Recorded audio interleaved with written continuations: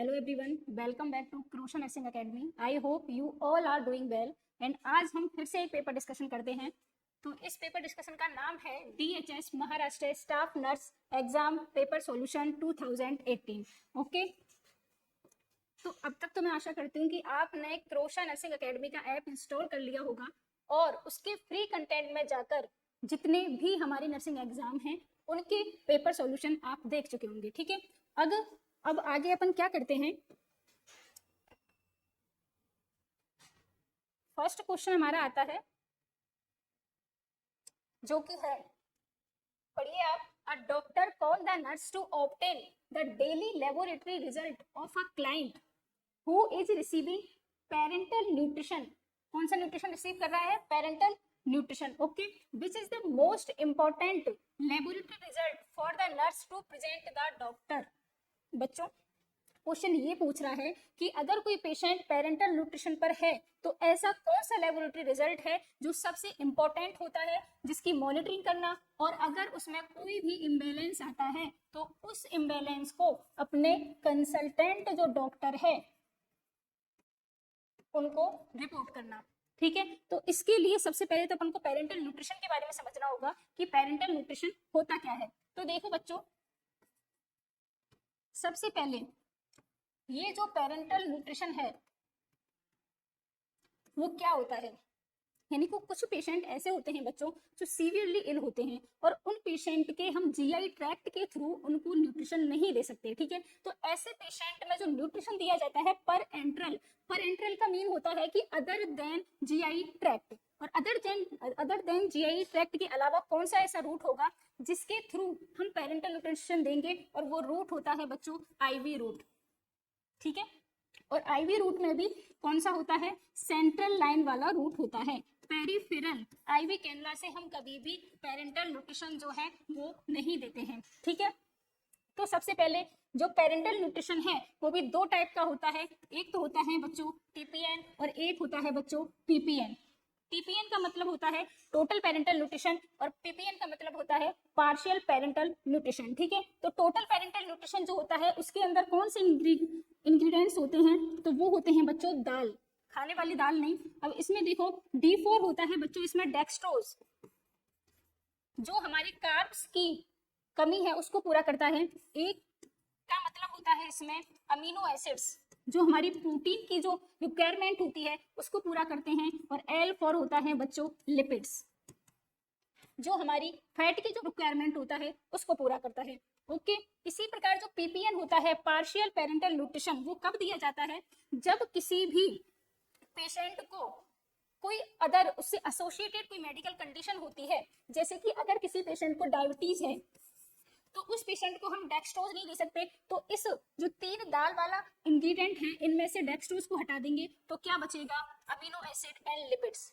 इसी प्रकार अगर किसी पेशेंट को किडनी के डिसऑर्डर है तो उन पेशेंट में से हम अमीनो एसिड यानी कि प्रोटीन को रिमूव करेंगे और उनको देंगे डेक्सट्रोज एंड लिपिड्स। ठीक है, तो ये वाला न्यूट्रिशन जो है जिसमें से किसी ना एक इंग्रेडिएंट को अपन हटा देते हैं तो इसको बोला जाता है पार्शियल पेरेंटल न्यूट्रिशन। और ये पार्शियल पेरेंटल न्यूट्रिशन जो है सेंट्रल लाइन का ही एक टाइप होता है, पिक लाइन, जो कि होती है पेरिफेरी इंसल्टेड सेंट्रल लाइन के थ्रू दिया जाता है। जबकि ये जो टीपीएन होता है बच्चों ये दिया जाता है इंटरनल जुगुलर वेन एंड सब क्लेवियन वेन के थ्रू दिया जाता है, और इसमें भी जो सब क्लेवियन वेन है इसको सबसे ज्यादा प्रेफर किया जाता है। तो ये है पेरेंटल न्यूट्रिशन की कहानी।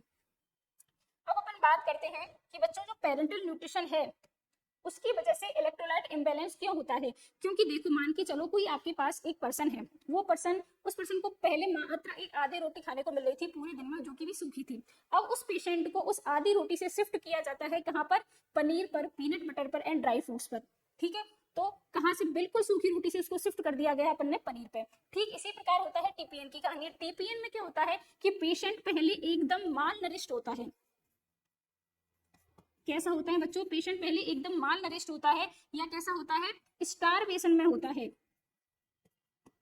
भूखा होता है। ठीक है, और उसको जब हॉस्पिटल में शिफ्ट किया जाता है तो उसको लगा दिया जाता है टीपीएन, जिसमें कि उसकी कार्ब्स की, प्रोटीन की एंड लिपिड की कंप्लीट जो रिक्वायरमेंट है वो पूरी कर दी जाती है। ठीक है, सेम इसी प्रकार रोटी से पेशेंट को शिफ्ट किया गया किस पे? पनीर पर। तो इसकी वजह से क्या होगा, उस पेशेंट में एनर्जी जो है वो ज्यादा रिलीज होगी, मोर एनर्जी रिलीज होगी। जब मोर एनर्जी रिलीज होगी तो उस पेशेंट में क्या हो जाएगा, रीफीडिंग सिंड्रोम हो जाएगा। ठीक है, तो इस तरीके से होता है रीफीडिंग सिंड्रोम। अब जो रीफीडिंग सिंड्रोम होता है उसमें मेनली जो चीज होती है वो इलेक्ट्रोलाइट इम्बैलेंस होती है, और इलेक्ट्रोलाइट इम्बैलेंस में भी हाइपोफॉस्फेटेमिया यानी कि फॉस्फेट का लेवल ब्लड में कम हो जाता है, हाइपोकैलेमिया यानी कि पोटेशियम का लेवल कम हो जाता है, हाइपोमैग्नीसीमिया यानी कि मैग्नीशियम का लेवल कम हो जाता है, थायमीन डिफिशियंसी हो जाती है, और फ्लूइड रिटेंशन हो जाता है। और फ्लूइड रिटेंशन क्या होता है, सॉल्ट एंड वाटर के रिटेंशन की वजह से होता है बच्चों फ्लूइड रिटेंशन। ओके, तो ये कहानी होती है रीफीडिंग सिंड्रोम की। रीफीडिंग सिंड्रोम में भी अगर पूछा जाए कि मोस्ट इंपॉर्टेंट जो इलेक्ट्रोलाइट इम्बैलेंस होता है तो वो होता है हाइपोफॉस्फेटेमिया। इस क्वेश्चन पे ध्यान देना बच्चों, हाइपोफॉस्फेटेमिया जो होता है वो सबसे इंपॉर्टेंट इलेक्ट्रोलाइट इम्बैलेंस होता है रीफीडिंग सिंड्रोम के अंदर। ठीक है, अगर क्वेश्चन में ये पूछा जाए कि ड्यूरिंग टीपीएन, अगर कोई पेशेंट टीपीएन पे है और उस पेशेंट के टीपीएन के दौरान सबसे मोस्ट कॉमन कॉम्प्लिकेशन कौन सा होगा, तो वो रीफीडिंग सिंड्रोम ना होकर बच्चों, कॉम्प्लिकेशन में दो आते हैं, एक तो टीपीएन के दौरान, तो टीपीएन के दौरान जो कॉम्प्लिकेशन होगा बच्चों वो होगा हाइपरग्लाइसीमिया, यानी कि ग्लूकोज का लेवल क्या हो जाएगा, इंक्रीज हो जाएगा। और वो क्यों इंक्रीज होगा, क्योंकि अपन टीपीएन में क्या दे रहे हैं, दाल दे रहे हैं, यानी कि डेक्सट्रोज, डेक्सट्रोज यानी कि जो कि एक टाइप की क्या है, ग्लूकोज है, तो इसकी वजह से हाइपरग्लाइसीमिया होगा ड्यूरिंग टीपीएन। लेकिन अगर बात करते हैं आफ्टर टीपीएन, यानी कि पेशेंट जो है वो 2 दिन से टीपीएन पे था, अगले तीसरे दिन अपन ने टीपीएन अचानक से हटा दिया, तो उस पेशेंट में कॉम्प्लिकेशन राइज हो जाएगा, वो है हाइपोग्लाइसीमिया। यानी कि अब तक तो आप उसको भर भर के ग्लूकोज दे रहे थे, लेकिन अचानक से आपने ग्लूकोज बंद कर दिया, तो उसमें क्या होगा, मतलब हाइपोग्लाइसीमिया होगा। लेकिन इसीलिए पेशेंट को कभी भी टीपीएन से जब शिफ्ट किया जाता है तो अचानक से टीपीएन बंद ना कर पहले उसको टीपीएन से 10% डेक्सट्रोज पर शिफ्ट किया जाता है, और 10% डेक्सट्रोज पर शिफ्ट करने के बाद उसके टीपीएन को बंद किया जाता है। ठीक है, तो ये कहानी होती है पूरी किसकी, रीफीडिंग सिंड्रोम की। इसी तरीके से देखो, ये इमेज बेस्ड क्वेश्चन में पूछा जा सकता है कि ये क्या है, ये है बच्चों टीपीएन। टीपीएन में ये वाला जो पार्ट होता है जो मिल्की टाइप का होता है, ये होता है लिपिड। ठीक है, और यहाँ पे लिखा हुआ है अमाइनो एसिड्स, तो ये है अमाइनो एसिड्स वाला पार्ट, और ये है डेक्सट्रोज वाला पार्ट। ठीक है, तो ये 3 अलग अलग कंपार्टमेंट होते हैं टीपीएन के अंदर। इसको बोला जाता है 3-in-1 टाइप का टीपीएन, पेरेंटल न्यूट्रिशन। अब अपन क्वेश्चन पे आते हैं वापस। ये क्वेश्चन था हमारा कि अगर पेशेंट पेरेंटल न्यूट्रिशन पे है तो कौन सा मोस्ट इंपोर्टेंट मॉनिटरिंग करेंगे और डॉक्टर को बताएंगे, तो वो है बच्चों सीरम इलेक्ट्रोलाइट लेवल, क्योंकि इसमें क्या हो रहा था, रीफीडिंग सिंड्रोम हो रहा था जिसके अंदर इलेक्ट्रोलाइट इम्बैलेंस देखा जाता है।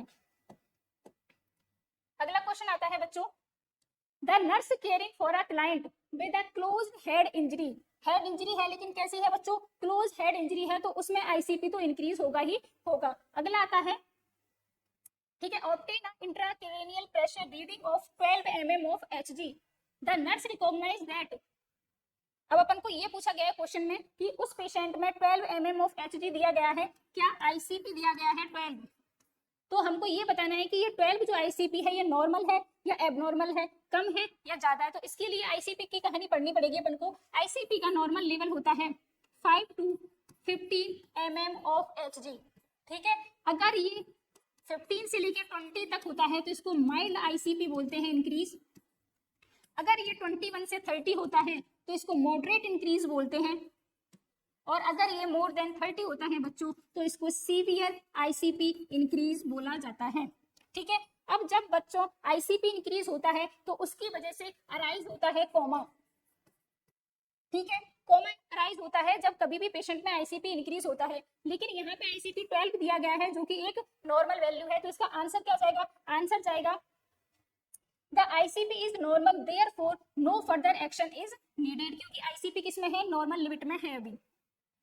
अब देखो बच्चों, आईसीपी का जो केस होता है उसमें से एक मोस्ट इंपोर्टेंट क्वेश्चन पूछा जाता है जो कि है कुशिंग ट्रायड का। ये कुशिंग सिंड्रोम नहीं है, ये है कुशिंग ट्रायड जो कि पाया जाता है आईसीपी इंक्रीज के केस में। ठीक है, इसके 3 इंडिकेटर्स होते हैं या 3 पैरामीटर्स होते हैं। फर्स्ट होता है ब्रेडिकार्डिया, यानी कि हार्ट रेट जो है वो कैसी पाई जाती है, इंक्रीज आईसीपी में डिक्रीज। ठीक है, दूसरा होता है वाइडल पल्स प्रेशर, यानी कि पल्स प्रेशर क्या होता है बच्चों, सिस्टोलिक प्रेशर में से जब अपन डायस्टोलिक प्रेशर को माइनस करते हैं तो अपन का निकल के आता है पल्स प्रेशर, और यह पल्स प्रेशर जो है वो क्या होता है, इंक्रीज होता है आईसीपी के केस में।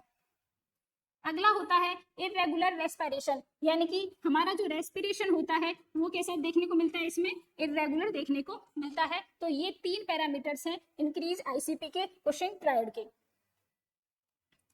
अगला क्वेश्चन है what event occurring in the second trimester, जो कि हेल्प करता है एक्सपेक्टेंट मदर को टू एक्सेप्ट द प्रेगनेंसी, यानी कि क्वेश्चन में ये पूछा गया है कि सेकंड ट्राइमेस्टर के अंदर प्रेगनेंसी में ऐसी कौन सी इवेंट होती है जिससे मदर को ये एक्सेप्ट करने में हेल्प मिलती है कि हाँ वो अब प्रेग्नेंट है। क्योंकि बच्चों होता क्या है प्रेगनेंसी के दौरान कि मदर को फर्स्ट ट्राइमेस्टर में कभी ये लगता है कि पता नहीं वो प्रेग्नेंट है कि नहीं है, वो इस चीज को एक्सेप्ट नहीं कर पाती, ठीक है। लेकिन अब धीरे धीरे जैसे जैसे प्रेगनेंसी इंक्रीज होगी, हार्मोनल चेंज होंगे, बच्चे की ग्रोथ होगी, तो कुछ ऐसी इवेंट्स होती हैं, कुछ ऐसी एक्टिविटीज होती हैं जिसके द्वारा मदर को क्या हो जाता है, ये कंफर्म हो जाता है कि हाँ वो प्रेग्नेंट है। तो इसका आंसर जाएगा बच्चों क्विकनिंग। क्विकनिंग क्या होता है कि मदर जब फर्स्ट टाइम यह फील करती है फीटल मूवमेंट को, यानी कि मदर जब फर्स्ट टाइम फीटल मूवमेंट को फील करती है अपने यूट्रस के अंदर, तो उस प्रोसेस को बोला जाता है क्विकनिंग, ठीक है। अब ये क्विकनिंग जो होती है, अगर प्राइमरी पैरा फीमेल है, यानी कि मदर अगर फर्स्ट टाइम प्रेग्नेंट है तो उसको ये फील होगी 18 to 20 वीक। अगर दोनों ऑप्शन में हो तब आंसर इसका जाएगा बच्चों 18 वीक। इसी तरीके से अगर मल्टी पैरा फीमेल है तो उसमें देखने को मिलती है क्विकनिंग 16 to 18 वीक, और अगर इसमें से भी एक पूछा जाए तो प्रायोरिटी हम 16 वीक को देंगे, ठीक है। तो अब आप बताओ कि 18 वीक और 16 वीक कौन से ट्राइमेस्टर में आता है, सेकंड ट्राइमेस्टर में आता है, इसलिए इस क्वेश्चन का आंसर जाएगा क्विकनिंग। क्विकनिंग के थ्रू मदर को फील होता है, एक्सेप्ट करती है मदर की हाँ वो प्रेग्नेंट है। अगला क्वेश्चन है बच्चों, a nurse is assessing a client with Addison disease for the science of hyperkalaemia. यहाँ पे ध्यान देने वाली बात है हाइपरकैलेमिया, ठीक है। The nurse expect to note which of the following if hyperkalaemia is present. यहाँ पे ये पूछा गया है एडिसन डिजीज का पेशेंट है और एडिसन डिजीज के पेशेंट में हाइपरकैलेमिया है, तो उस पेशेंट में कौन सा कॉम्प्लिकेशन देखने को मिलेगा हाइपरकैलेमिया के थ्रू। तो सबसे पहले बच्चों हाइपरकैलेमिया जो होता है वो होता है पोटेशियम का लेवल जो है इंक्रीज हो जाना। पोटेशियम का लेवल नॉर्मल होता है हमारे ब्लड में 3.5 से लेके 5 मिली इक्विवेलेंट, ओके। अब हाइपरकैलेमिया के द्वारा जो सबसे मोस्ट कॉमन या मोस्ट इंपॉर्टेंट जो कॉम्प्लिकेशन देखने को मिलता है वो होता है बच्चों कार्डिक अरिथमियाज या कार्डिक डिसअरिथमियाज, ठीक है। तो इस क्वेश्चन का आंसर जाएगा बी कि कार्डिक अरिथमियाज जो होते हैं वो मोस्ट इंपॉर्टेंट कॉम्प्लिकेशन होता है हाइपरकैलेमिया का। अब बच्चों अगर ये हाइपरकैलेमिया के केस में अगर मोर देन 8 हो जाए पोटेशियम का लेवल तो उसकी वजह से पेशेंट की सडन डेथ भी हो सकती है, ठीक है। और वो डेथ होती है बच्चों डायस्टोलिक अरेस्ट की वजह से होती है, ठीक है। और पोटेशियम का लेवल जब इंक्रीज होता है तो उसकी वजह से ईसीजी में एक चेंज देखने को मिलता है जिसको बोला जाता है हाइपर एक्यूट टी वेव या पीक टी वेव। कौन सी बच्चों, हाइपर एक्यूट टी वेव या पीक टी वेव, ठीक है। जैसे कि मान के चलो कि ये एक ईसीजी है, इसमें ये पी वेव है, इसमें क्यू आर एस ये कॉम्प्लेक्स है, ठीक है, और फिर ये टी वेव है P Q R S and T normally होता है। लेकिन हाइपरकैलेमिया के केस में क्या होता है बच्चों कि ये मान के चलो पी वेव है क्यू आर एस, ठीक है। अब टी वेव नॉर्मल ना होकर कैसी होती है, हाइपर एक्यूट टी वेव हो जाती है। ये केस होता है हाइपरकैलेमिया का। अगला क्वेश्चन आता है बच्चों, when administering a tuberculin skin test, कौन सा टेस्ट किया जाता है, tuberculin skin टेस्ट किया जा रहा है। the nurse should insert the needle at which angle, यानी कि पूछा सबसे पहले अपन को पता होना चाहिए कि ये जो tuberculin skin टेस्ट किया जाता है ये टेस्ट किया जाता है बच्चों आईडी रूट से, यानी कि इंट्राडर्मल रूट से किया जाता है। और इंट्राडर्मल रूट से जब अपन इंजेक्शन को इंजेक्ट करते हैं तो उसका एंगल होता है 15 डिग्री। तो इस क्वेश्चन का आंसर क्या जाएगा 15 डिग्री। और भी रूट है हमारे इंजेक्शन के, वो अपन देख लेते हैं। इंट्राडर्मल जो रूट है उसमें कौन कितना एंगल होता है, 10 to 15 डिग्री। इंट्राडर्मल की बात आता है। इंट्रावीनस, इंट्रावीनस में एंगल होता है बच्चों 25 डिग्री। इसके बाद आता है सबक्यूटेनियस, सबक्यूटेनियस में एंगल कितना होता है बच्चों 45 डिग्री, ठीक है। इसी प्रकार जो इंट्रामस्कुलर होता है उसमें एंगल कितना होता है 19 डिग्री का एंगल होता है। अगला क्वेश्चन जो आता है बच्चों, एक थोड़ा रीजनिंग से क्वेश्चन है, बहुत सिंपल क्वेश्चन है और इस टाइप के क्वेश्चन काफी एग्जाम में जो है आपको देखने को मिलेंगे कई बार, ठीक है। क्वेश्चन ये है, green is called white, green colour है उसको परसीव किया जाता है as a white colour, white को परसीव किया जाता है एज अ येलो कलर, और येलो को परसीव किया जाता है as a blue colour, and blue colour जो होता है उसको परसीव किया जाता है as a pink colour, and last है पिंक कलर को परसीव किया जाता है एज अ ब्लैक कलर, ठीक है। अब क्वेश्चन में ये पूछा गया है, what is the colour of the sky. तो सबसे पहले बात नॉर्मल अगर बात करें तो स्काई का कलर कैसे होता है बच्चों बताइए। स्काई का कलर जो होता है वो ब्लू कलर होता है, लेकिन according to this question blue colour को परसीव किया गया है एज अ पिंक कलर, ठीक है। तो स्काई का कलर इस क्वेश्चन के अकॉर्डिंग कौन सा हो जाएगा, पिंक कलर हो जाएगा। तो आंसर इसका जाएगा सी, पिंक, ठीक है। अगला क्वेश्चन आता है बच्चों कि which finding is the best indicator या इंडिकेशन होता है that client with ineffective airway clearance need suctioning, ठीक है। तो ये क्वेश्चन जो है बच्चों प्रायोरिटी वाला क्वेश्चन है, ठीक है, प्रायोरिटी वाला क्वेश्चन है और ये एनएफ के सक्शनिंग वाले टॉपिक से क्वेश्चन पूछा गया है। देखो बच्चों, सबसे पहले अगर आपके पास कोई पेशेंट है, ठीक है, जो कि वेंटिलेटर पे है या ट्रैकिस्टोमी ट्यूब पे है, ईटी ट्यूब पे है, तो उस पेशेंट को अगर सक्शनिंग की नीड होगी तो अपन सबसे पहले किस मेथड के थ्रू पता लगाएंगे, क्वेश्चन ये पूछ रहा है। देखिए, जब भी कोई पेशेंट वेंटी पे होता है, ठीक है, तो सबसे पहले क्या होता है, अगर पेशेंट के एयरवे क्लियर नहीं है, यानी कि एयरवे में कफ या सीक्रेशन जमा हो रखे हैं, तो उस कंडीशन में सबसे पहले पेशेंट में क्या होगी, ब्रीथ साउंड इंक्रीज होगी। यानी कि आप देखते हो, मान के चलो आपको वेंटी का पेशेंट मिला है, आप बेड साइड हो या नर्सिंग स्टेशन पे हो, अचानक से आप सुनाई देता है आपको कि आपके पेशेंट के बेड साइड से क्या आवाज आ रही है, कफ की या गड़गड़ाने की आवाज आ रही है, ठीक है। तो वो आवाज कहाँ से आती है, जब आपके पेशेंट के जो एयरवे है उसमें सीक्रेशन जमा हो चुके हैं और वो बोल रहे हैं कि अब आप इसका सक्शन करो, ठीक है। तो सबसे पहले क्या आता है बच्चों, ब्रीथ साउंड आती है, ठीक है।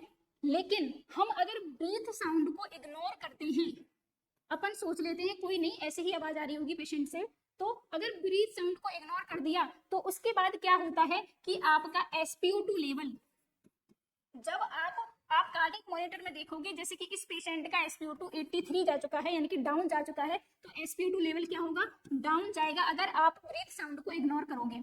लेकिन SpO2 भी डाउन जा रहा है तो आपने उसको भी अगर इग्नोर कर दिया, SpO2 को भी अगर आपने बच्चों इग्नोर कर दिया, तो आगे क्या होगा कि उसकी जो रेस्पिरेटरी रेट है वो इंक्रीज होगी, और इंक्रीज क्यों होगी, कंपनसेट करने के लिए लो SpO2 लेवल को, ठीक है। रेस्पिरेटरी रेट भी इंक्रीज होगी। अब अगर आपने रेस्पिरेटरी रेट को इंक्रीज हो रही है तो उसको भी अगर इग्नोर कर दिया, तो लास्ट में क्या होगा, पेशेंट का जो ब्लड ऑक्सीजन लेवल है बिल्कुल डाउन चले जाएगा और आप उस पेशेंट को रिकवर नहीं कर पाओगे, ठीक है। इसलिए सबसे फर्स्ट प्रायोरिटी में और सबसे बेस्ट जो इंडिकेटर माना जाता है वो माना जाता है ब्रीथ साउंड, यानी कि पेशेंट में अगर ब्रीथ साउंड आ रही है, गड़गड़ की आवाज आ रही है, तो उसी टाइम आपको क्या करनी है, सक्शनिंग स्टार्ट कर देनी है। क्वेश्चन में ऑप्शन दिए गए हैं, ऑक्सीजन सैचुरेशन, ऑक्सीजन सैचुरेशन तो ठीक है आंसर, लेकिन इसको प्रायोरिटी में अपन नहीं ले सकते। रेस्पिरेटरी रेट ये भी ठीक है, लेकिन ये भी प्रायोरिटी में नहीं जाएगा, प्रायोरिटी में तो जाएगा बच्चों ब्रीथ साउंड। अब आप बोलोगी मैम एबीसी जो होता है वो तो सबसे बेस्ट तरीका होता है पता लगाने की कि हमारे ब्लड में ऑक्सीजन का लेवल कितना है, लेकिन बच्चों बात यह है कि एबीसी का सैंपल जब तक आप लोगे और एबीसी का सैंपल हिपेरिन की वायल में भेजकर आप लेबोरेटरी में भेजोगे और वहां से जब तक रिपोर्ट आएगी तब तक तो आपका पेशेंट ऊपर जा चुका होगा। अगर क्वेश्चन ये पूछा जाए कि सबसे कंफर्मेटरी टेस्ट कौन सा होगा ब्लड में ऑक्सीजन का लेवल का पता लगाने के लिए, तो उसका आंसर तो बेटा एबीसी जाएगा। लेकिन सक्शनिंग के लिए जो बेस्ट इंडिकेटर माना जाता है वो ब्रीथ साउंड माना जाता है, ठीक है। तो ये क्वेश्चन इंपॉर्टेंट है, प्रायोरिटी बेस्ड क्वेश्चन है ये। अगला क्वेश्चन है अ लार्ज मसल, ये एनाटॉमी से क्वेश्चन लिया गया है, large muscle that separate the chest cavity from the abdominal cavity and help with breathing. तो इसका आंसर सभी को पता होगा, डायफ्राम। ठीक है, इसको फिर भी एक डायग्राम के थ्रू अपन देख लेते हैं। ये ऊपर वाली जो कैविटी है उसको बोलते हैं थोरेसिक कैविटी, या इसी का दूसरा नाम होता है बच्चों चेस्ट कैविटी। ठीक है, ठीक इसी प्रकार ये जो है एक मसल है, लार्ज मसल है, जिसको बोला जाता है डायफ्राम। ठीक है, और डायफ्राम के नीचे वाला पोर्शन होता है, इसको बोलते हैं एब्डोमिनल कैविटी, और इसमें जितने भी हमारे एब्डोमिनल ऑर्गन्स हैं वो सिचुएटेड होते हैं। अब ये डायफ्राम क्या करता है, एक डिवाइडर का काम करता है इन दोनों कैविटी के बीच में, और साथ में हमारी ब्रीथिंग में हेल्प करता है, ब्रीथिंग मूवमेंट में हेल्प करता है। अगला क्वेश्चन है बच्चों, a nurse is preparing a women in labour for an amniotomy. कौन सा प्रोसीजर, एमनियोटॉमी। ठीक है, the nurse should assess which priority data before the procedure, यानी कि कोई भी अगर कोई फीमेल प्रेग्नेंट है, ठीक है, और वो लेबर में जाने वाली है, और उस फीमेल पे अगर आप कोई भी प्रोसीजर करते हो, ठीक है, तो उस प्रोसीजर को करने से पहले सबसे फर्स्ट प्रायोरिटी में अपन को क्या करना है, फीटस की जो हार्ट रेट है बच्चों उसको काउंट करना है या उसकी मॉनिटरिंग करनी है। अगर फीटल हार्ट रेट आपकी बिल्कुल नॉर्मल लिमिट में आती है तभी आप आगे फर्दर प्रोसीजर को प्रोसीड कर सकते हो, और इसकी नॉर्मल वैल्यू होती है 120 से लेके 160 बीट पर मिनट। ठीक है, और आगे क्वेश्चन इसमें ऑप्शन दिया गया है जिसका आंसर जाएगा फीटल हार्ट रेट, क्योंकि प्रायोरिटी में इसी को मानेंगे। इसके बाद मैटरनल हार्ट रेट, हाँ मदर की भी वाइटल्स को अपन चेक करेंगे, मैटरनल ब्लड प्रेशर इसको भी चेक करेंगे, फीटल स्कैल्प सैंपलिंग इसका कोई रोल नहीं होता। ठीक है, नेक्स्ट क्वेश्चन आता है बच्चों, in severe pre eclampsia patient women can develop HELLP syndrome which is very serious and life threatening condition, which of the following are characteristics finding in the help syndrome। तो सबसे पहले अपन को HELLP syndrome के बारे में पता होना चाहिए। देखो बच्चों, हेल्प सिंड्रोम जो होता है वो एक सीरियस कॉम्प्लिकेशन होता है किसका, सीवियर प्री एक्लेम्पसिया का। किसका होता है बच्चों, सीवियर प्री एक्लेम्पसिया का। यहाँ पे ध्यान देने वाली बात यह है कि माइल्ड प्री एक्लेम्पसिया का कॉम्प्लिकेशन नहीं होता है HELLP syndrome, severe pre eclampsia का होता है। सीवियर प्री एक्लेम्पसिया का मतलब होता है कि ब्लड प्रेशर जो है 160/110 mm ऑफ Hg से ज्यादा हो रहा है मदर का, और साथ ही साथ एंड ऑर्गन डैमेज, क्या बच्चों, एंड ऑर्गन डैमेज के साइन जो हैं वो मदर में प्रेजेंट हैं, तो वो कंडीशन बोली जाती है प्री एक्लेम्पसिया, और उस प्री एक्लेम्पसिया कंडीशन का कॉम्प्लिकेशन आता है हेल्प सिंड्रोम। आगे अपन हेल्प सिंड्रोम पढ़ेंगे। देखो इसमें एच का मतलब होता है बच्चों हीमोलाइसिस, और हीमोलाइसिस का मतलब होता है आरबीसी का डिस्ट्रक्शन, और आरबीसी का डिस्ट्रक्शन हो रहा है तो इसका मतलब जो हमारा फीटल है, फीटल में क्या होने के चांसेस है, फीटल एनीमिया होने के चांसेस है। ओके, अगला ईएल का मतलब होता है elevated liver enzyme, liver enzyme जो है एलिवेटेड होते हैं। एलपी का मतलब होता है लो प्लेटलेट काउंट। क्वेश्चन क्या पूछ रहा है कि हेल्प सिंड्रोम का कौन सा फाइंडिंग है, तो एलिवेटेड लिवर एंजाइम है, बिल्कुल है, हीमोलाइसिस है, लो प्लेटलेट काउंट ये भी है, तो आंसर इसका जाएगा 4 ऑल ऑफ द अबव। जो ये हेल्प सिंड्रोम है बच्चों, इसके कुछ मतलब कुछ सिम्टम्स आते हैं मदर में, वो सिम्टम्स कौन कौन से हैं, जैसे फटीग है, फ्लूइड रिटेंशन है, हेडेक होता है मदर को, नोजिया वॉमिटिंग होती है, अपर राइट एब्डोमेन में पेन होता है, ब्लरिंग ऑफ विजन, क्योंकि जब बीपी ज्यादा होता है तो उसकी वजह से जो हमारा विजन है उसमें भी ब्लरिंग होने चालू हो जाती है, नोज ब्लीड यानी एपिटैक्सिस होना स्टार्ट हो जाता है, और सबसे रेयर कंडीशन में क्या होता है, सीजर्स एंड कन्वल्जन भी स्टार्ट हो जाते हैं मदर के अंदर। अगला क्वेश्चन बच्चों फिर से एप्टीट्यूड रीजनिंग का आ गया। ये क्वेश्चन बोल रहा है कि जो रिलेशन 21:3 रेशियो में है वो रिलेशन 574 एंड किस डिजिट में होगा इनमें से। ठीक है, देखो बच्चों 3 into 7 करते हैं तब हमारे पास रिजल्ट क्या आता है, 21 आता है। अगला क्वेश्चन यही है कि ऐसी कौन सी डिजिट ले यहाँ पे जिसमें 7 का मल्टीप्लाई करने पर हमारे पास 574 रिजल्ट आ जाए। तो आप बच्चों इसमें जब 82 से मल्टीप्लाई करोगे 7 का तो उसकी वजह से आपको क्या आएगा, 574 जो है रिजल्ट आ जाएगा, तो इसका आंसर जाएगा बी 82। अगला क्वेश्चन ये कुछ मैथ का क्वेश्चन है।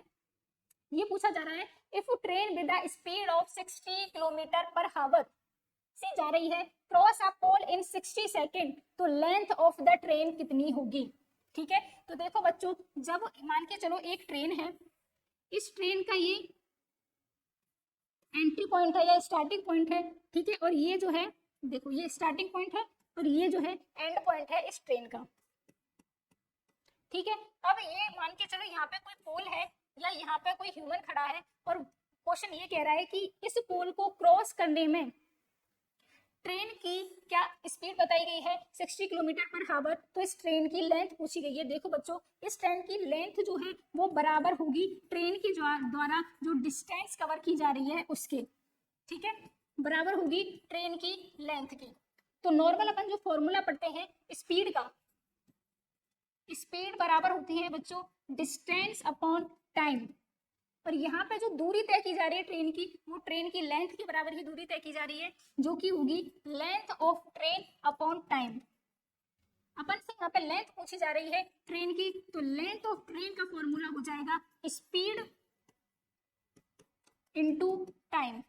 स्पीड कितनी दी गई है बच्चों 60 किलोमीटर पर हावर, टाइम दिया गया है 60 सेकेंड, ठीक है। 60 सेकेंड को जब अपन किलोमीटर पर हावर में चेंज करेंगे तो इसमें 18 इंटू 5 का मल्टीप्लाई करेंगे और इसको जब आगे सॉल्व करेंगे तो इसका आंसर आ जाएगा। आप निकालना इसका आंसर कितना आएगा, ठीक है। सिंपल सी कैलकुलेशन, इसको सॉल्व करना। अगला क्वेश्चन आता है, ये भी ओबीसी से क्वेश्चन लिया गया है। इन विच जेस्टेशनल एज कैन कोरियोनिक ब्लाई सैंपलिंग बी परफॉर्म्ड ट्रांस सर्वाइकली। इसमें क्वेश्चन सिंपल से पूछा जा रहा है, जो अपन सीबीएस करते हैं कोरियोनिक ब्लाई सैंपलिंग करते हैं उसका टाइम पीरियड क्या होता है। तो देखो बच्चों मोर देन 10 वीक होना चाहिए कोरियोनिक ब्लाई सैंपलिंग के लिए कम से कम, लेकिन इसका आइडियल अगर पूछा जाए तो 11 टू 13 वीक जो होता है इसका एक आइडियल पीरियड होता है, टाइम पीरियड होता है। तो इसका आंसर क्या जाएगा 10 टू 12 वीक में करते हैं कोरियोनिक ब्लाई सैंपलिंग। अब देखो बच्चों कोरियोनिक ब्लाई सैंपलिंग करते क्यों है, जब भी किसी पेशेंट को कोई भी या किसी भी हमारे फीटस को कोई भी कॉन्जेनाइटल एनोमली होने के चांसेस होते हैं तो उसके कंफर्म डायग्नोसिस के लिए अपन क्या करते हैं कैरियोटाइपिंग करते हैं। कैरियोटाइपिंग के लिए अपन को क्या चाहिए होती है फीटस की वाइवल सेल चाहिए होती है, ठीक है। ये वाइवल सेल किसकी चाहिए होती है फीटस की। अब फीटस की वाइवल सेल के लिए अपन के पास दो मेथड होते हैं, या तो अपन एमनियोसेंटेसिस करें या दूसरा है कोरियोनिक ब्लाई सैंपलिंग करें, ठीक है। दोनों में डिफरेंस बस इतना है कि कोरियोनिक ब्लाई सैंपलिंग के केस में जो हमारे निडल का टिप होता है वो अंडर यूएसडी गाइडेंस यानी कि एब्डोमेन के ऊपर से अपन यूएसडी करते रहते हैं एंड जो निडल है उसको कहां तक पंक्चर करते हैं, हमारी जो कोरियोनिक ब्लाई है या जो प्लेसेंटा है यहाँ तक जाता है निडल का टिप। और अम्नियोसेंटेसिस में क्या होता है बच्चों कि ये जो निडल का टिप है ओनली और ऑन कहां तक जाता है अम्नियोटिक फ्लूइड तक जाता है। और ज्यादा चांसेस होते हैं फीटल डिस्ट्रेस के या फीटल डेथ के, वो किसमें होते हैं बच्चों कोरियोनिक ब्लाई सैंपलिंग में ज्यादा चांसेस होते हैं एज कंपेयर टू अम्नियोसेंटेसिस। अगला क्वेश्चन आता है a client with psychotic depression is receiving haloperidol, ठीक है, विच of the following side effect is associated with haloperidol. तो इसका आंसर जाएगा बच्चों अकेस्थेशिया जो कि एक एक्स्ट्रा पिरामिडल सिम्टम है। सबसे पहले अगर बात करें हेलोपेरिडोल की तो हेलोपेरिडोल जो होती है वो क्या होती है बच्चों एक टिपिकल एंटीसाइकोटिक ड्रग होती है हेलोपेरिडोल। और एक क्वेश्चन यहाँ से एक और पुटअप होता है कि मैक्सिमम ईपीएस यानी कि मैक्सिमम जो एक्स्ट्रा पिरामिडल सिम्टम्स होते हैं वो कौन सी ड्रग से आते हैं, तो वो होती है हेलोपेरिडोल। कौन सी होती है बच्चों हेलोपेरिडोल से होती है मैक्सिमम एक्स्ट्रा पिरामिडल सिम्टम्स। अब इसको देख लेते हैं, कुछ मेन जो एक्स्ट्रा पिरामिडल सिम्टम्स है उनको अपन यहाँ पे डिस्कस करते हैं। सबसे फर्स्ट होता है एक्यूट डिस्टोनिया। अच्छा इसकी ट्रिक में बता देती हूँ, डीजे पार्टी एट नाइट, ठीक है। डी फॉर यहाँ पे होगा एक्यूट डिस्टोनिया, पी फॉर होगा इसमें स्यूडो पार्किंसनिज्म, ए फॉर होगा इसमें अकेस्थेशिया, टी फॉर होगा इसमें टार्डिव डिस्काइनेशिया और नाइट्स के एंड से होगा इसमें न्यूरोलेप्टिक मैलिग्नेंट सिंड्रोम। सबसे फर्स्ट आता है इसमें एक्यूट डिस्टोनिया। एक्यूट डिस्टोनिया में होता क्या है बच्चों कि जो हमारे मसल्स होती हैं वो अचानक से कॉन्ट्रैक्ट करना स्टार्ट कर देती हैं, जैसे कि हमारी आंखों की मसल जो है कॉन्ट्रैक्ट करना स्टार्ट कर देती है तो उसकी वजह से ऑक्यूलोगायरिक क्राइसिस हो जाती है, यानी कि हमारी आई जो है वो रोल कर जाती है अपवार्ड डायरेक्शन में। इसी तरीके से टॉर्टिकोलिस होता है, यानी कि हमारे हेड और नेक की जो मसल है वो अचानक से कॉन्ट्रैक्ट कर जाती है और वो इस तरीके से मुड़ जाती है, इसको बोलते हैं टॉर्टिकोलिस। लेरिंगोस्पाज्म यानी कि हमारी जो लेरिंग्स है उसका अचानक से एक मसल कॉन्ट्रैक्ट कर जाती है, स्पाज्म हो जाता है उसमें, तो उसकी वजह से रेस्पिरेशन तक में दिक्कत आ जाती है, एयरवे ब्लॉक हो जाता है। अगला आता है ड्रग इंड्यूस्ड पार्किंसोनिज्म, यानी कि इसमें जो पार्किंसोनिज्म हो रहा है वो एक न्यूरोजेनरेटिव डिसऑर्डर ना होने की के बजाय यहाँ पे ये क्या है, ड्रग की वजह से हो रहा है। और वो ड्रग कौन सी है, हेलोपेरिडोल। और इसमें जो सिम्टम्स आते हैं वो जो पार्किंसन डिजीज है उसके सेम सिम्टम्स आते हैं। अगला आता है इसमें अकेस्थेशिया। अकेस्थेशिया का मतलब होता है पेशेंट एकदम रेस्टलेस हो जाता है, ठीक है, यानी कि जैसे पेशेंट बैठा है तो उसके पैर जो है वो टैपिंग मूवमेंट में चलते रहते हैं, तो रेस्टलेस हो जाता है पेशेंट, एंजाइटी में होता है इसमें बहुत। अगला आता है टायर्ड डिस्काइनेशिया। तो टायर्ड डिस्काइनेशिया में जो पेशेंट होता है वो एक अजीब अजीब से मूवमेंट करने लगता है, जैसे कि अपनी टंग को बाहर प्रोट्यूट करता है, जीभ बाहर निकालता है, ठीक है, अपनी आंखों को घुमाता रहता है, लिप स्मैकिंग करता है, तो इस तरीके से मूवमेंट को चिविंग मूवमेंट करता रहता है। अगला आता है न्यूरोलेप्टिक मेलिग्नेंट सिंड्रोम। अब इसकी कुछ इमेज देख लेते हैं। देखो ये है एक्यूट डिस्टोनिया, तो ये कंडीशन है टॉर्टिकोलिस, यानी कि जो पेशेंट होता है अपने नेक और हेड को बिल्कुल क्या कर लेता है, ट्विस्ट कर लेता है। ओक्यूलोगायरिक क्राइसिस, देखो आई जो होती है उनको क्या कर लेता है, रोल कर लेता है अपवार्ड डायरेक्शन में, टंग का प्रोट्रूजन अपनी जीभ को बाहर निकाल देता है, ठीक है। ये है स्यूडो पार्किंसोनिज्म, सेम फीचर्स आ रहे हैं, सेम सिम्टम्स आ रहे हैं पार्किंसन डिजीज के, जैसे कि ट्रिमर्स आ रहे हैं, सफलिंग गेट आ रहा है, ये सारी चीजें, रिजिडिटी आ रही है, ठीक है। अकेस्थेशिया, देखो पेशेंट जो है बैठा है लेकिन फिर भी अपने फीट को लगातार क्या कर रहा है, टैप कर रहा है, तो ये है रेस्टलेस। टार्डिव डिस्काइनेशिया, इसमें पेशेंट के अजीब अजीब मूवमेंट होते हैं, लिप स्मैकिंग करता है, एक्सेसिव ब्लिंकिंग करता है बार बार, ग्रिमिसिंग, अजीब अजीब से फेस बनाता है। अगला क्वेश्चन है बच्चों, a nurse is reviewing the record of client the labour room and notes that the nurse midwife has documented that the foetus is at +1 station, the nurse determine that the foetal presenting part. यहाँ पे अपन को इतने बड़े question का सारांश ये है कि अपन को फीटल स्टेशन हमको फीटल स्टेशन जो है वो कैलकुलेट करना आना चाहिए। तो सबसे फर्स्ट जो फीटल स्टेशन जो है कैलकुलेट किया जाता है वो किस लेवल पे किया जाता है बच्चों, वो किया जाता है हमारी इशियल स्पाइन के लेवल पे किया जाता है। हमारी जो पेल्विक की एक बोन होती है इशियम बोन, उसकी ही इशियल स्पाइन पे कैलकुलेट किया जाता है फीटल स्टेशन। अब इस इशियल स्पाइन के लेवल पे कुछ और काम भी किए जाते हैं, जैसे कि पुडेंडल नर्व ब्लॉक, यानी कि पेनलेस नॉर्मल वेजाइनल डिलीवरी के लिए जो पुडेंडल नर्व में ब्लॉक लगाया जाता है वो भी किस लेवल पे लगाया जाता है, इशियल स्पाइन के लेवल पर लगाया जाता है। और एक मसल प्रेजेंट होती है जिसको बोलते हैं लिवेटर एनाई, लिवेटर एनाई मसल, जो कि यूट्रस का एक सपोर्टर होता है बहुत ज्यादा, ठीक है, वो भी प्रेजेंट होती है लिवेटर एनाई मसल के लेवल पर। थर्ड होता है कि यहाँ पे क्या होता है, फीटल का स्टेशन भी अपन को यहीं पर पता चलता है, किस पे पता चलता है, इशियल स्पाइन के लेवल पर, ठीक है। ये देखो सबसे फर्स्ट अगर बात करें बच्चों तो देखो इशियल स्पाइन ये हो गई, तो इशियल स्पाइन के लेवल पे अगर फीटस का प्रेजेंटिंग पार्ट होता है तो उसको बोला जाता है जीरो स्टेशन, यानी कि इस कंडीशन में फीटस का जो प्रेजेंटिंग पार्ट होता है बिल्कुल इशियल स्पाइन के लेवल पे होगा। अगर प्रेजेंटिंग पार्ट इशियल स्पाइन के लेवल से क्या होगा, अबव होगा, तो वो कंडीशन माइनस में जाएगी। अगर बिलो होगा, नीचे की तरफ होगा, बाहर की तरफ अपन को जब सर्विक्स से देखेंगे तो दिखाई देगा, तो वो होगा प्लस के लेवल पे होगा। और इसमें नंबरिंग जो है वो इसके सेंटीमीटर को बताती है। मान के चलो अगर -1 फीटल स्टेशन है तो इसका मतलब होता है कि 1 centimetre above the essential spine होगा फीटस का प्रेजेंटिंग पार्ट, ठीक है। इस तरीके से कैलकुलेट किया जाता है फीटल स्टेशन को। जैसे कि ये क्वेश्चन है, इसमें दिया गया है +1, प्लस का मतलब होता है बच्चों ब्लो, तो ब्लो होगा 1 centimetre of ischial spine foetus का प्रेजेंटिंग पार्ट। तो देखो 1 सेंटीमीटर अबव द,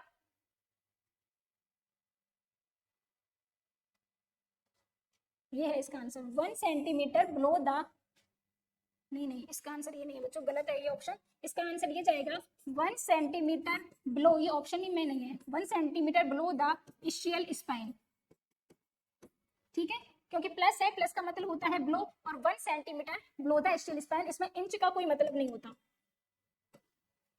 अगला क्वेश्चन आता है, the nurse is caring for a client following the removal of central line catheter when the client suddenly develop dyspnea, complain करता है सब external chest pain का, The client noticeably confused and fearful. The nurse should be suspect which complication of central line. ठीक है, देखो बच्चों, जब कभी भी सेंट्रल लाइन को रिमूव किया जाता है तो उसमें सबसे मोस्ट कॉमन कॉम्प्लिकेशन जो अराइज होता है वो होता है एयर एम्बोलिज्म का।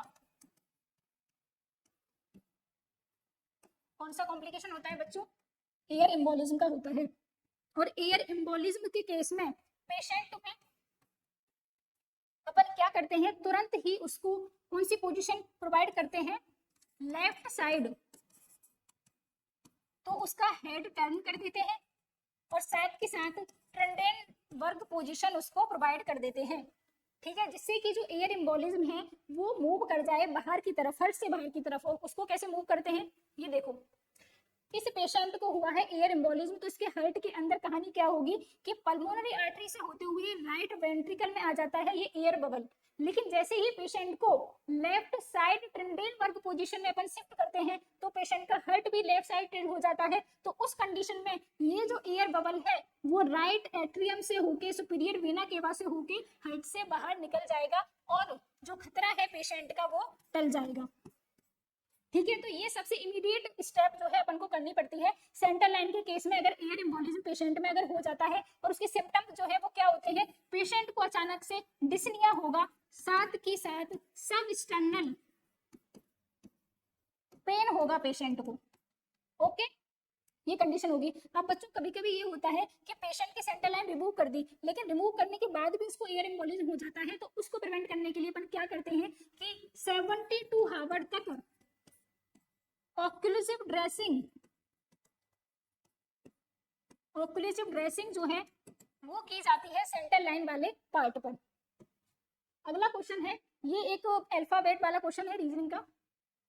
जो रिलेशन एलओएम और एलएमके में है वही रिलेशन पीकेआई का किसके साथ होगा? देखो बच्चों, ये जो एलओएम है ये एन एम के से किस तरीके से रिलेट करता है। देखो, एल और एम के बीच में डिफरेंस आ रहा है +2, यानी कि एल के बाद अगर +2 अपन जोड़ते हैं तो एम एन आ जाता है। अगर ओ में से अपन -2 कर देते हैं तो एम आ जाता है। इसी प्रकार यदि एम में से अपन -2 कर देते हैं तो क्या आ जाता है? के आ जाता है। ठीक यही पैटर्न अपन फॉलो करेंगे। अगर पी में +2 प्लस करेंगे तो अपन को क्या आएगा? यहाँ पे आर आएगा। ठीक है, अगर के में अपन -2 करेंगे तो क्या आएगा? यहाँ पे आई आएगा। इसी प्रकार आई में अगर -2 करेंगे बच्चों तो यहाँ पे क्या आएगा? जी आएगा। अब देखो आर आई जी किसी ऑप्शन में आपको दिख रहा है क्या? दिख रहा है, ये रहा सी, आर आई जी इसका आंसर होगा। तो इस तरीके से रिलेशन अपन को इसमें फाइंड आउट करना है। अगला क्वेश्चन है, what is the function of blood platelet? Blood platelet का क्या फंक्शन होता है? तो ये तो मेरे को बताने की जरूरत नहीं होगी।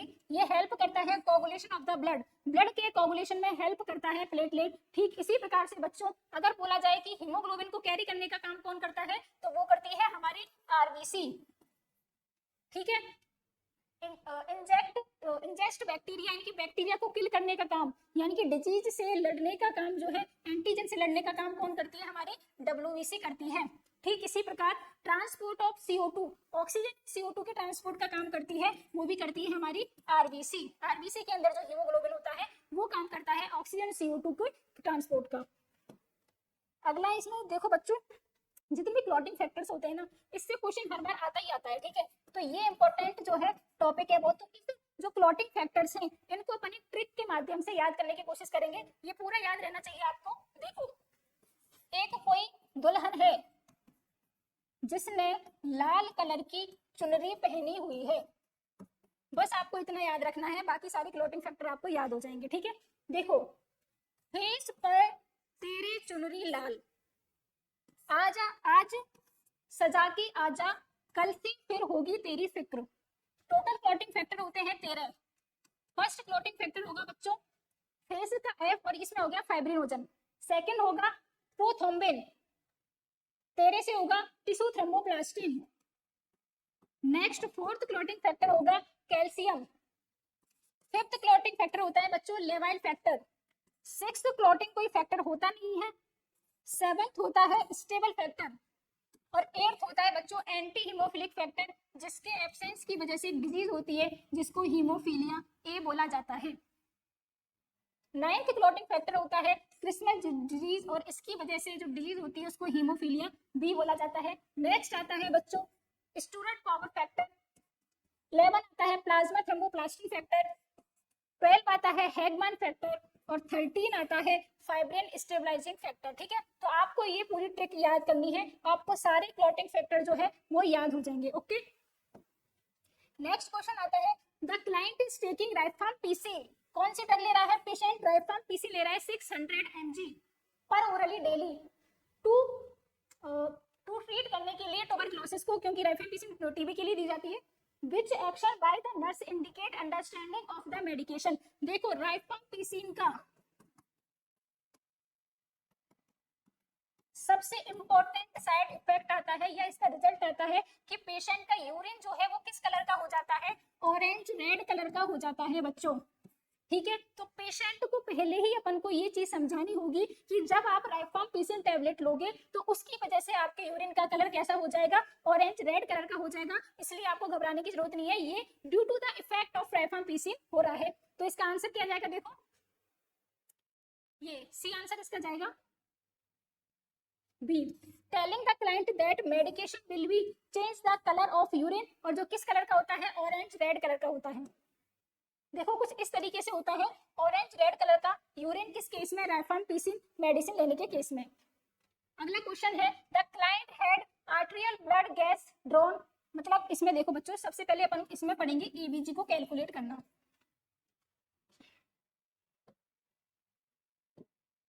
क्या पढ़ेंगे? एबीजी को कैलकुलेट करना। तो एबीजी को कैलकुलेट करने से पहले अपन को क्या करना है, जो नॉर्मल वैल्यूज होती है ना ब्लड की, वो अपन को याद होनी चाहिए। और वो नॉर्मल वैल्यूज कुछ इस तरीके से हैं, एक फर्स्ट वाले को तो रहने दो। पीएच की नॉर्मल वैल्यू होती है 7.35 से लेके 7.45, पीसीओ2 की होती है 35 से लेके 45, पीएओ2 की होती है 80 to 100। यहाँ पे इसको एसपीओ2 से कंपेयर मत कर लेना, ये बेटा पीओ2 है, एसपीओ2 नहीं है। बाइकार्बोनेट की नॉर्मल वैल्यू होती है 22 से लेके 26, और ऑक्सीजन सैचुरेशन तो आपको पता ही है 95 से लेके 100 होती है। ठीक है, अब अपन को क्या करना है एबीसी कैलकुलेट करने के लिए, देखो ध्यान से सुनना, आज के बाद आपको एबीसी का कोई भी क्वेश्चन गलत नहीं होना चाहिए। कुछ रूल है एबीसी को कैलकुलेट करने के। सबसे फर्स्ट रूल आता है बच्चों सेम एन रिवर्स का। कौन सा है? सेम एन रिवर्स का रूल है। देखो सेम के अंदर क्या आ रहा है? एम आ रहा है, रिवर्स के अंदर आर आ रहा है। आर रिप्रेजेंट करेगा यहाँ पे रेस्पिरेटरी को, ठीक है, और सेम में जो एम आ रहा है ये रिप्रेजेंट करेगा मेटाबॉलिक को। कुल मिला के बात ये है कि यहाँ पे हम कंपैरिजन करते हैं पीएच की वैल्यू एंड पीसीओ2 की वैल्यू में। अगर हमारे ब्लड की पीएच और पीसीओ2 की वैल्यू सेम डायरेक्शन में हो, किस डायरेक्शन में? सेम, सेम बोले तो सेम डायरेक्शन में है, या तो दोनों इंक्रीज कर रही है या दोनों डिक्रीज कर रही है, लेकिन एक साथ कर रही है सेम डायरेक्शन में, तो इस कंडीशन में केस किसका होगा? वो मेटाबॉलिक का होगा। अगर पीएच डिक्रीज कर रही है तो केस मेटाबॉलिक एसिडोसिस का हो जाएगा। अगर पीएच इंक्रीज कर रही है तो केस हो जाएगा मेटाबॉलिक एल्कलोसिस का। ठीक है बच्चों, ठीक इसी प्रकार अगर पीएच और पीसीओ2 की वैल्यू रिवर्स होगी, रिवर्स रिवर्स में आ रहा है आर, आर बोले तो रेस्पिरेटरी, अगर रिवर्स कंडीशन होगी तो वो केस होगा रेस्पिरेटरी एसिडोसिस का या एल्कलोसिस का। ठीक है, मान के चलो पीएच की वैल्यू इंक्रीज हो रही है लेकिन पीसीओ2 की वैल्यू क्या हो रही है? डिक्रीज हो रही है, तो ये केस हो जाता है रेस्पिरेटरी एल्कलोसिस का, क्योंकि इसमें पीएच इंक्रीज हो रही है। सेकंड आता है अगर पीएच डिक्रीज हो रही है और पीसीओ2 जो है वो इंक्रीज हो रही है, दोनों रिवर्स डायरेक्शन में है, लेकिन इसमें पीएच क्या हो रही है? डिक्रीज हो रही है, तो ये केस हो जाता है बच्चों एसिडोसिस का। तो फर्स्ट रूल कौन सा होगा? फर्स्ट रूल होगा आपका सेम एंड रिवर्स का, ये आपको याद रखना है। सेकंड, ठीक है, सेकंड रूल होता है हमारा बच्चों, वो हेल्प करता है हमारी ये फाउंड आउट करने में कि हमारा जो मेटाबॉलिक और रेस्पिरेटरी एसिडोसिस एंड एल्कलोसिस हो रहा है वो कंपनसेट हो रहा है, वो अनकंपनसेट हो रहा है, या वो पार्शियल कंपनसेट है। ठीक है, तो इसके लिए अगर मेटाबॉलिक का केस है तो उस कंडीशन में अपन लेके चलते हैं CO2 को, यानी कि PCO2 को। अगर PCO2 और pH दोनों की वैल्यू क्या है बच्चों? नॉर्मल है, यानी कि pH तो नॉर्मल है, हमारी नॉर्मल वैल्यू में आ रही है, और जो PCO2 है उसकी वैल्यू में वेरिएशन आ रहा है, यानी कि PCO2 कम हो रही है या ज्यादा हो रही है, तो ये केस होता है फुली कंपनसेट का। कौन सा होता है बच्चों, फुली कंपनसेशन का होता है। दूसरा कंडीशन ये आता है कि हमारी जो पीएच है वो पीएच नॉर्मल नहीं है, एबनॉर्मल आ रही है, ठीक है, लेकिन जो PCO2 है ना उसकी डिजिट में भी क्या आ रहा है, वेरिएशन आ रहा है, वो नॉर्मल डिजिट वैल्यू के अंदर नहीं है। PCO2 में भी क्या आ रहा है बच्चों, वेरिएशन आ रहा है, तो ये कंपनसेट तो नहीं है लेकिन ये पार्शियली कंपनसेट है, ये चीज आपको याद रखनी है, ठीक है। अगला आता है कि आपका जो PCO2 है वो नॉर्मल वैल्यू के अंदर आ रहा है, पीएच की कोई जरूरत ही नहीं है देखने की, बस PCO2 आपने देख लिया कि ये नॉर्मल आ रहा है, तो क्या है वो फुल्ली तरीके से अनकंपनसेट है, ठीक है। ये केस होता है मेटाबॉलिक के अंदर। ठीक इसी प्रकार से केस होता है एक रेस्पिरेटरी के अंदर, क्योंकि भाई रेस्पिरेटरी एसिडोसिस और एल्कलोसिस भी तो होगा मेटाबॉलिक की तरह, ठीक है ना। तो इसमें क्या होता है, अपन इसमें कंपैरिजन किया जाता है बाइकार्बोनेट। देखो बाइकार्बोनेट कैसे लिखते हैं, बाइकार्बोनेट, ठीक है।